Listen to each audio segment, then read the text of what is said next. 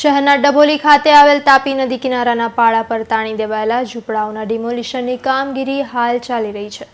જો કે અહીં જ ઝૂંપડાઓની નજીક જ તાણી દેવાયેલા પાકા મકાનો અને બંગલાઓનું ડિમોલિશન ક્યારે થશે તે હજુ પણ સવાલો ઊભા છે।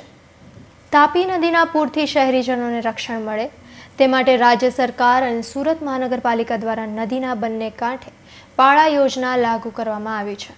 કરોડો રૂપિયાના આ પાળા પર જ્યારે લોકોના દબાણો થઈ જાય ત્યારે તંત્રની નિષ્કાળજી ઉડીને બહાર આવતી હોય છે। આવું જ કંઈક ડભોલી ખાતે બનવા પામ્યું છે।